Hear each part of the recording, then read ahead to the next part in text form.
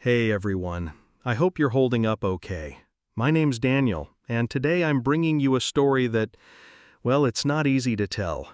It's about loss, betrayal, and the kind of heartbreak that doesn't just crack you open, it changes you forever. Before we begin, I want to give you a heads up.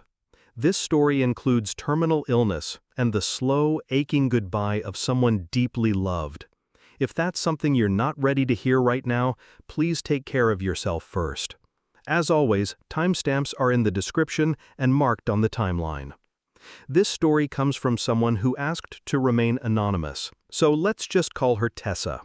She's 31 now and lives in Missoula, Montana, nestled near the edge of the Bitterroot Mountains. Her life has always been quieter than most. She found beauty in the small things. Her husband, Miles, now 34, was her college sweetheart. They met when she was 20 and he was 23. After 6 years of marriage, they had 2 young kids, and Tessa was 6 months pregnant with their third. 2 years ago, her world started to tremble beneath her feet when her father was diagnosed with stage 3 pancreatic cancer.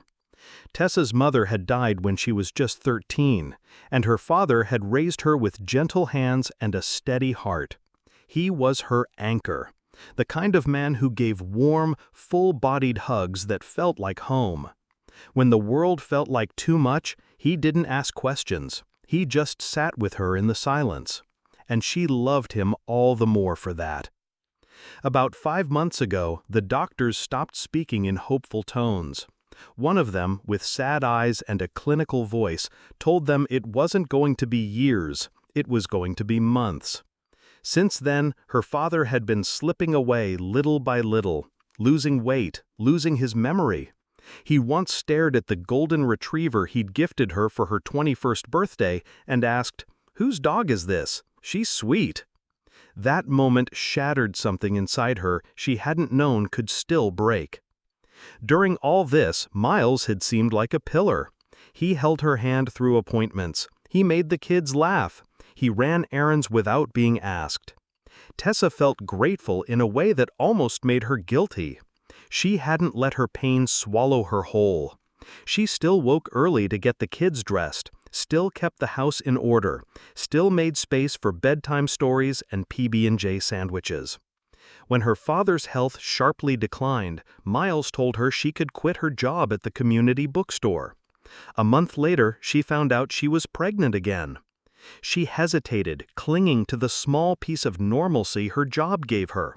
But Miles reassured her it was okay to let it go. So she did.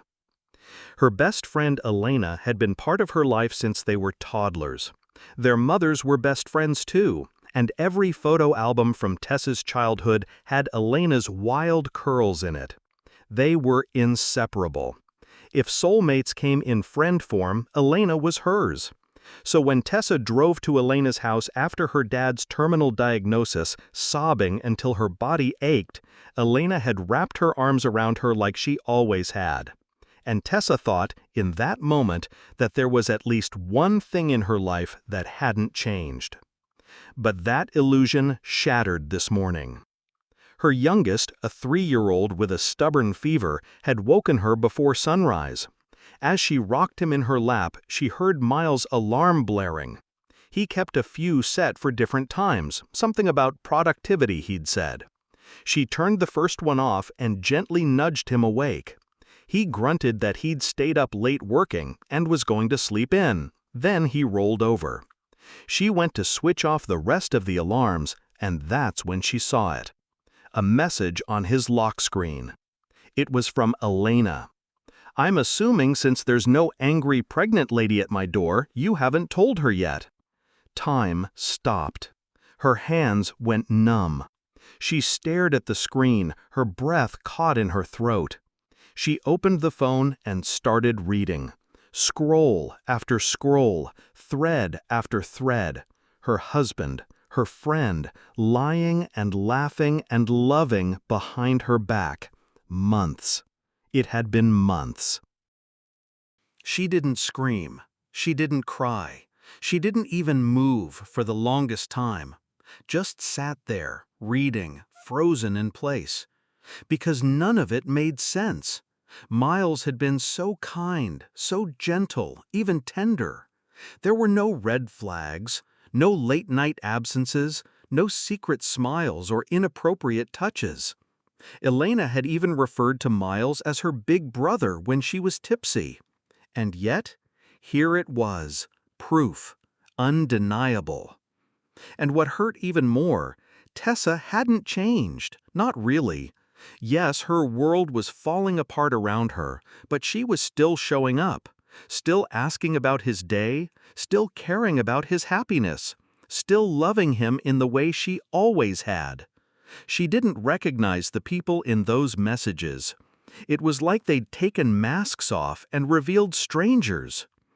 Tessa knows what she has to do now, but knowing doesn't make it easier. She's about to lose everything: her husband, her best friend, her support system in one crashing wave.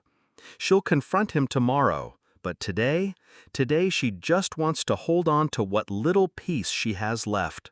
Just one more day of pretending her life hasn't come undone. These final 24 hours of peace feel like standing in the eye of a storm, brief, still, but filled with the dread of what's coming. As for Elena, I won't give her the closure she probably wants. No explanations, no dramatic confrontation, no begging her to understand the weight of what she's done. I don't care why she did it anymore. The why doesn't matter. She made her choice. It's over.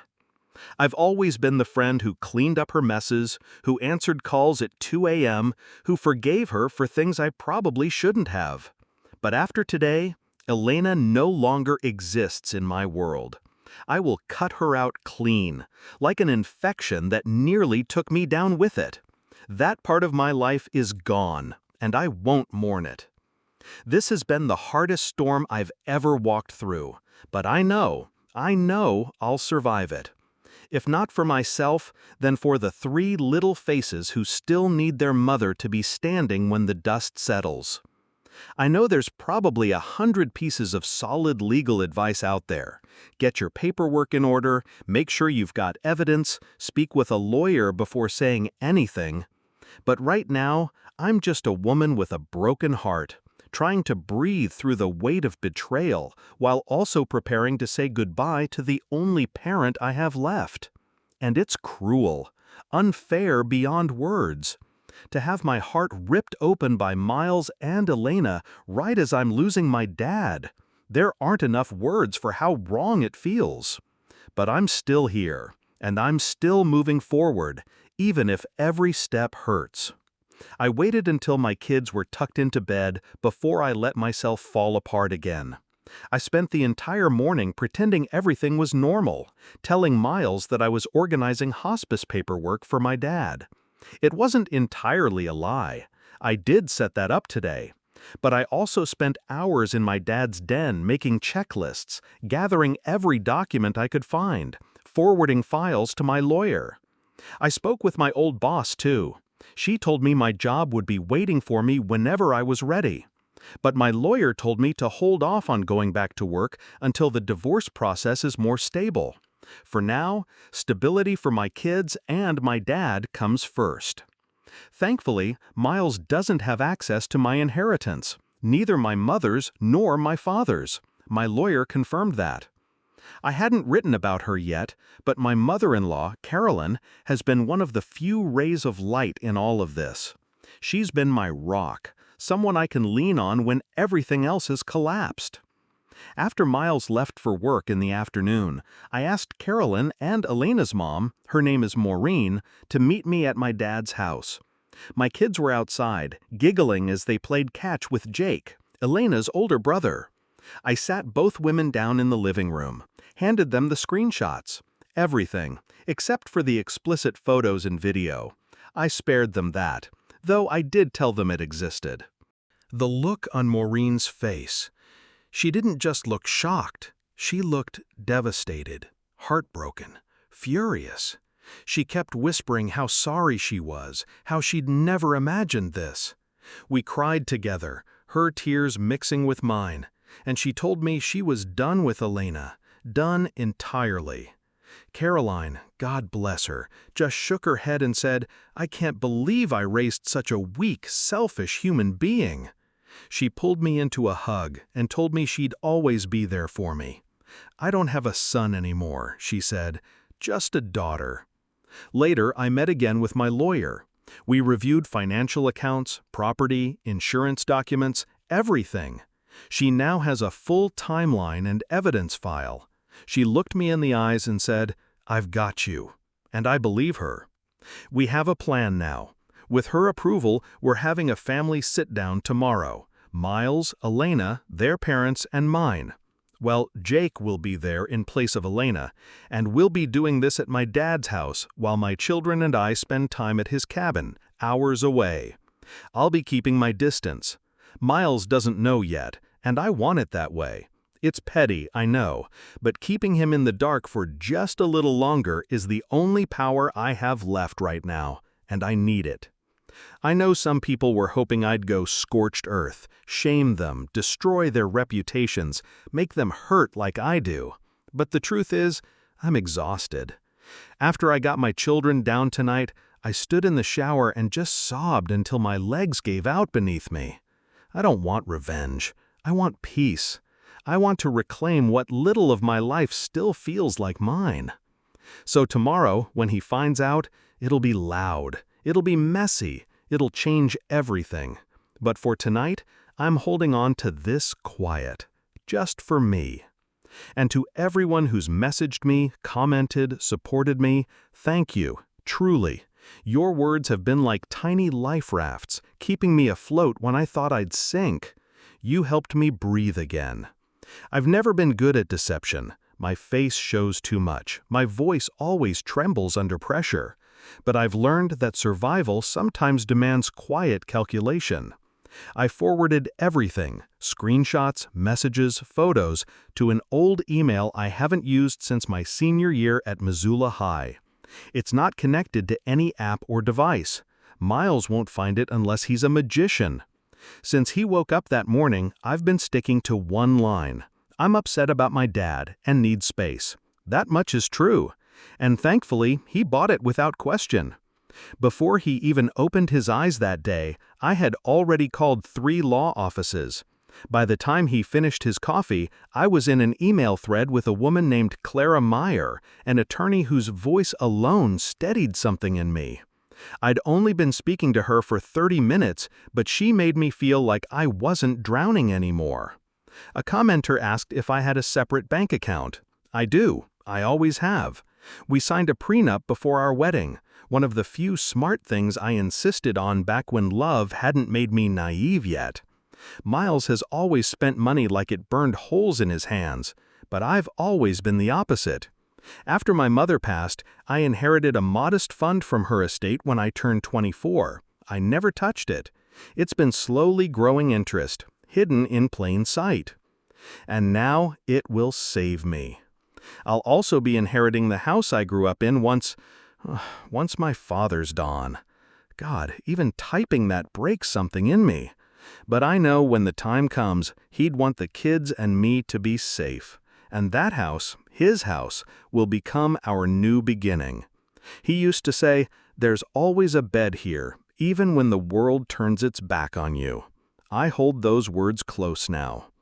Having Caroline on my side, my mother-in-law, has been nothing short of a miracle. And now, with Maureen and Bob, Elena's parents, fully aware of what their daughter has done, I feel like I've regained a little footing. Caroline, told me over the phone yesterday that she never imagined her son could grow into someone so cowardly. "If you need a shoulder," she said, "you've always got mine. And as far as I'm concerned, you're still my daughter." Yesterday afternoon, after packing up a few more things, I asked Caroline and Maureen to write out everything they had witnessed and heard. I wanted it all recorded, not just for legal purposes, but for my own clarity. I needed their truths, not just my pain. And Maureen, she didn't hold back.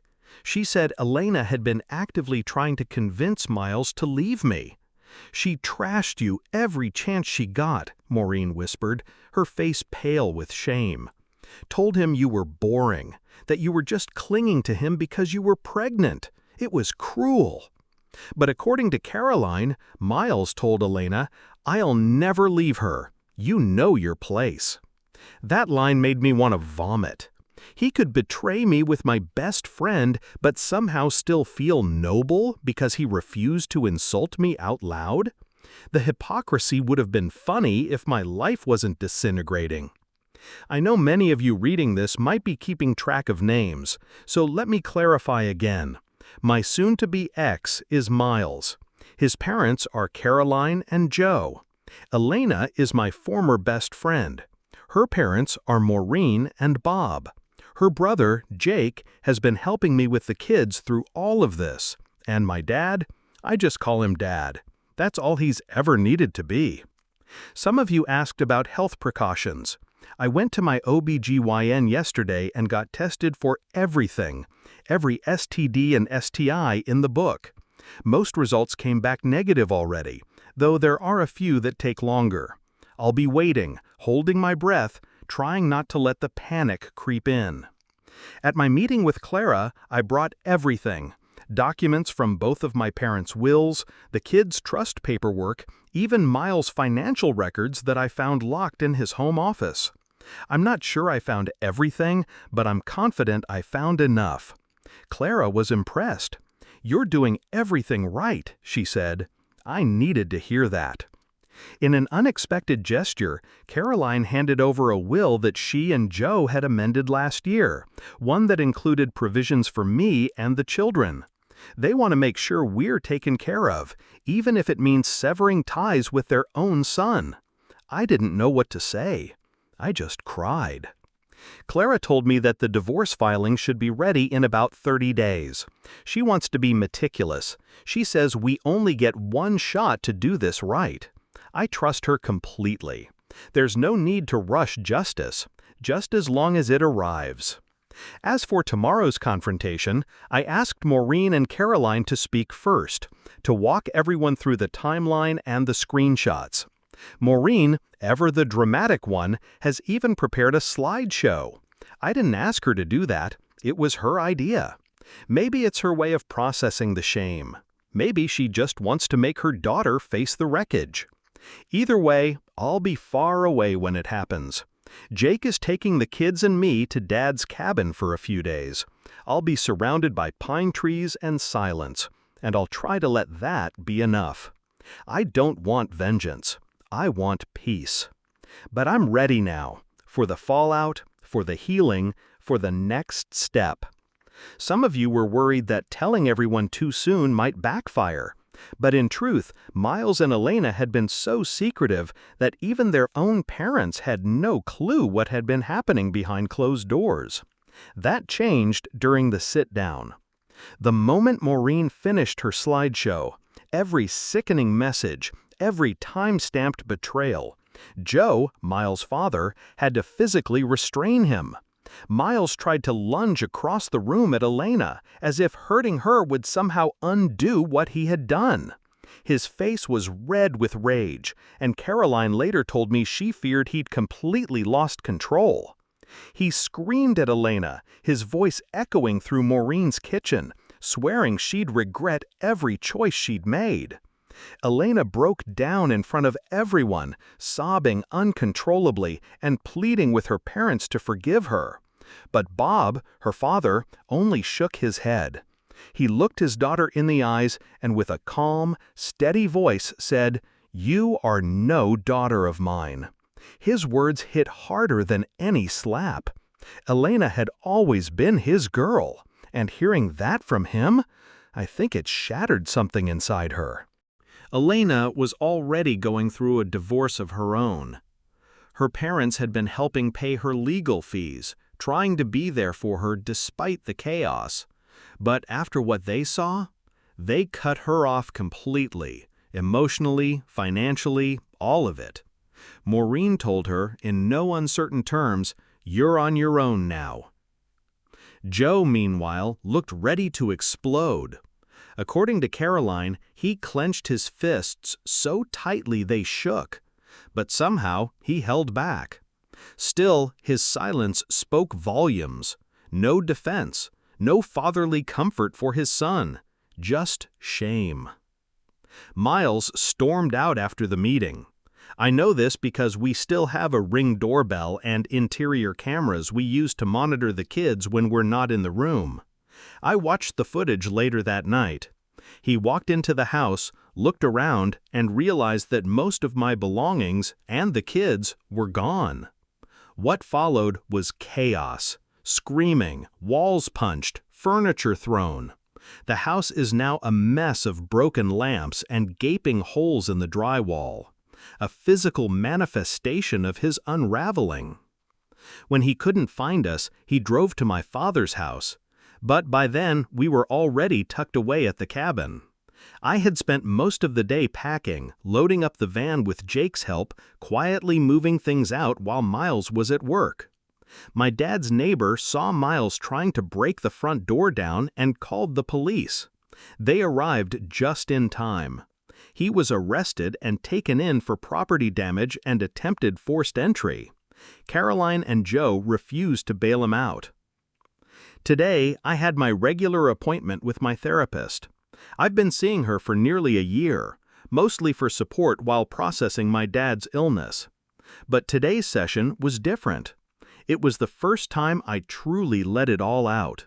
I wept until I couldn't speak. And when I finally found my voice, she helped me piece it back together with compassion and tools I desperately needed. When we return home from the cabin, I plan to set up therapy for my children as well. They need help navigating this loss, this confusion, this earthquake that has rattled their world. I've been told by some that I shouldn't tell them the truth, that they're too young, that it will traumatize them. But I disagree. Children are small people. They deserve honesty, just in a way that makes sense to their world. I've always tried to be truthful with them, and I won't stop now. I won't let secrets rot their understanding of the world like it did mine. There were a few comments suggesting I should stay, that every marriage has flaws, that every man cheats, that maybe I should just work through it. No. I refuse to accept that betrayal is normal.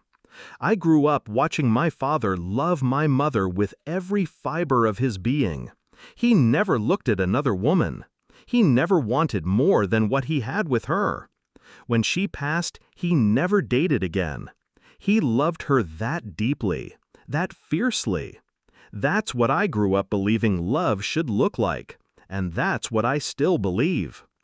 So no, I won't stay with a man who shattered every piece of that truth. Elena's been flooding my phone with messages, guilt, accusations, pleas. She's trying to rewrite the narrative, casting herself as the victim. She claims I stole the love of her life, that Miles only stayed with me because of the kids, that I manipulated everyone against her. But I haven't said a word to her, not once, not in response to any of it. She's spiraling, and Miles is too. Between the two of them, I have over 200 missed calls. Miles goes from desperate apologies to wild threats. He's accused me of kidnapping, of ruining his life. He even let it slip that Elena wasn't the only woman. That was the moment I knew I'd made the right choice. I haven't served him the divorce papers yet. Part of me is waiting, just a little longer. That gray area where he doesn't know what's coming is my final act of control. It's petty, I know, but it's mine. And I need something to be mine again. There's a kind of pain that doesn't just sting, it lingers. The things Miles has said, the threats, the pleas, the silence followed by rage, they hurt me and scare me all at once. But I won't let them define me. I won't let them break me. As for Miles and Elena, I doubt they'll stay together.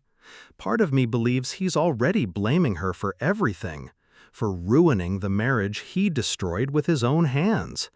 Maybe he'll try to rewrite the past, pretend he was seduced, trapped. Who knows? Honestly, they deserve each other. Two selfish people tangled in a web of lies they spun themselves. I was open to a 50-50 custody agreement at first. I thought we could handle this like adults, put our children's needs first. But after the way Miles lost control, after the screaming, the broken walls, the arrest, I can't, in good conscience, share custody equally. I don't feel safe, and I won't risk the well-being of my children.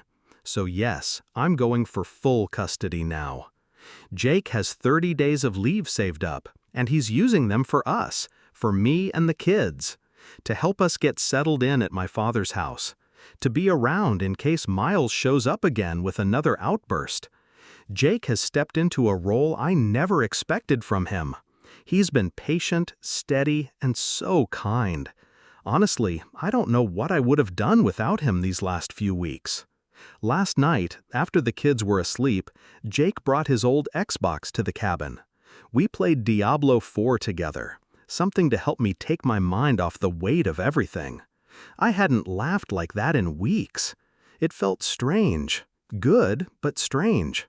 Somewhere between one boss battle and the next, Jake paused the game, looked over, and told me he's always had feelings for me, that he's carried them quietly since we were teenagers. He wasn't asking for anything, just needed to say it. And he told me not to respond, said he understood that a relationship wasn't even on my radar right now. He's not wrong. My heart isn't ready for anything except healing. But still, his words stayed with me. I want to take a second to thank you. Truly. Your comments, messages, encouragement, they've been lifelines. When I thought I might sink, I reread them. When I doubted my strength, you reminded me of it. When I felt like maybe I should just give in and stay, for the kids, for the comfort, you gave me clarity. You reminded me of what I deserve. Your stories, your kindness, your raw honesty helped me breathe again. Some of you said you're proud of me. And every time I read those words, I cry. I tell myself it's the pregnancy hormones, but I know it's more than that. It's the feeling of being seen, understood, supported. So thank you. I mean it from the bottom of my heart. If anything major happens once I return home, I'll share it. But for now, I'm holding on to this sliver of calm while I can. I've seen your questions. Yes, I've spoken to Clara, my lawyer, about going for full custody. I forwarded her everything. The threats, the video of him trying to kick down my dad's door, the police report, his arrest record. She looked at me and said, "We're not doing shared custody." And I agreed, without hesitation. There was a comment that got deleted. Someone said I was taking their father away from them.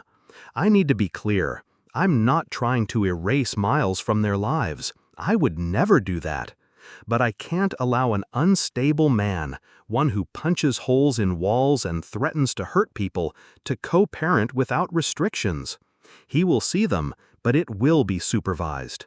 And maybe, if he gets therapy and truly changes, we can revisit that. But not now. Now, I need to protect them. Some people will say I'm running. I don't see it that way. I see it as creating space to breathe, to grieve, to figure out how the life I spent years building fell apart in a matter of days. I didn't confront them myself, not because I was afraid, but because I was too tired, too depleted. I let Caroline and Maureen handle it. They needed that confrontation as much as I needed distance. Even if I had been in the room, their reaction would have been the same. I'm not hiding. I'm healing. I know I'll have to face them eventually, the full, messy fallout. But that day isn't today. Right now, I want to enjoy watching my children run through pine needles, chasing frogs near the lake by the cabin. I want to breathe mountain air and remember who I am without all the noise. There was a comment that showed up yesterday from someone who apparently knows me personally. They accused me of being fake, of making all of this up. They said I outed myself by using real names and called me jealous, obsessed, pathetic. Said I deserved what happened to me, that I was trying to steal love. I won't name them, and I won't waste my breath defending myself. If you've lived through betrayal, you already know how cruel people can be when you stand back up instead of staying down. What matters is that I'm still here, still standing, and I'm not done fighting, for my children, for my future, and for the peace that's finally starting to feel possible. The message was cruel, spiteful in a way that only someone drowning in their own guilt could muster. Someone who claimed to know me posted a comment filled with venom. They accused me of ruining my own life, of being a manipulative, jealous woman who couldn't handle rejection.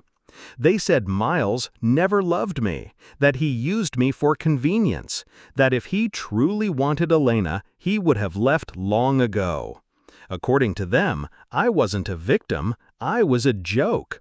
Even my own parents, they claimed, would be ashamed of me. They ended their tirade with something unforgivable, a wish that I'd lose my baby. I didn't respond directly. I didn't have to. That kind of hate reveals more about the speaker than the subject.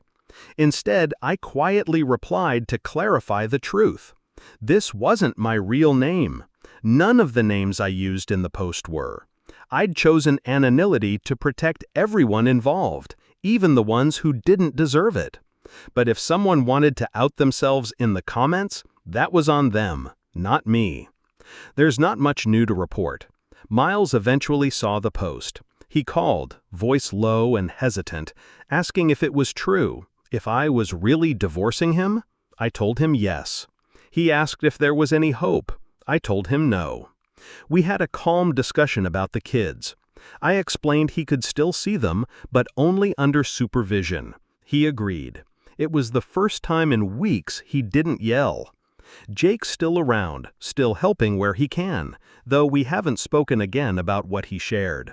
That conversation is on hold, maybe indefinitely. Right now, his kindness is enough. My dad's condition has worsened. He's in the hospital now, and doctors don't know when, if he'll come home. Every day, I sit by his side and hold his hand, trying not to cry in front of him. The kids are adjusting as best as they can. Therapy starts next week. My oldest is asking more questions lately, about love, about why people lie. I'm saving the deeper answers for the therapist. I want to be sure I say the right thing, in a way that won't scar them forever. But there's a small light. He made the traveling soccer team. When he found out, he ran through the yard like he was flying. That moment, that joy, it carried me through the rest of the day. And the baby is healthy, growing strong. Thank you again to everyone who's been checking in. Your words, your stories, your support, they've kept me grounded. This might be the last update for a while. Life has quieted, in that way things do when grief settles into the walls. But I'm still here, still standing. This story, while deeply personal, echoes something many people experience: betrayal, grief, and the ache of starting over. When someone breaks our trust, especially during vulnerable moments, the wound can feel unbearable.